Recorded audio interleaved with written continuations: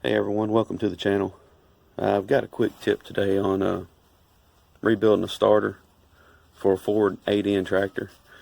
Doing some work on this tractor for my brother and kept having issues with the starter, either not wanting to turn over, just dragging, things not being right with the starter. So pulled the starter off, took it apart, and found that it was actually missing two of the bushings. The bushing on each end of the rotor was actually missing, and the brushes were not wearing evenly. So as I was rebuilding, I noticed what actually went wrong, and this is just a quick tip on how to set up your brushes. So this is your brush for your starter. This is one of the brushes. You have two that are soldered on, you have two that bolt on. The ones that bolt on are ground, two that solder on are hot. Anyhow, that's your brush goes like this, and your tension spring lines up dead in the center and applies pressure. And so that's what keeps your voltage, or keeps your pressure on your brushes, so your voltage transfers to the rotor. Alright, so what we have here is them installed, and the previous person who rebuilt this starter, so can I get it to focus good? Alright, they installed these, but they took some pliers on the fork that holds the tension spring. They took pliers and closed that up. So once they closed that up, it pushed the spring to the top.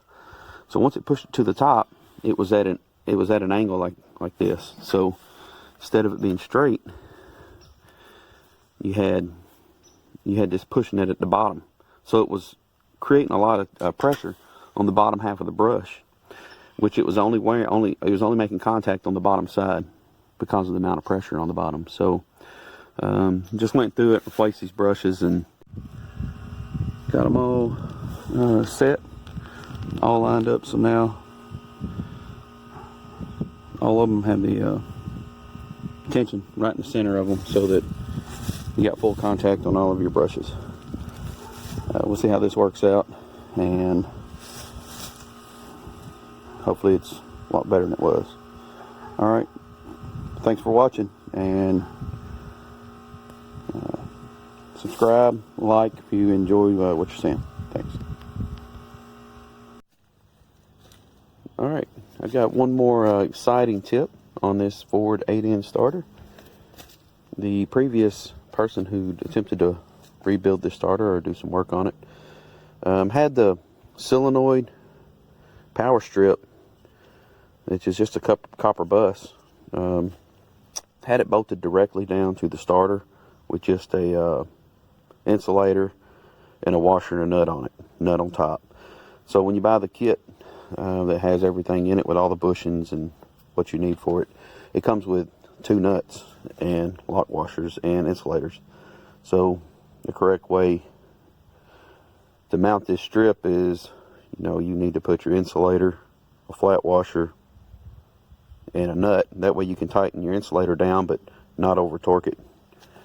Tighten it down just a little bit just to get it snug. That way you're not distorting the insulator too much. Then you want to put your lock washer on the bottom side. I know traditionally you put your lock washer on the top side, tighten your nut down, lock it that way.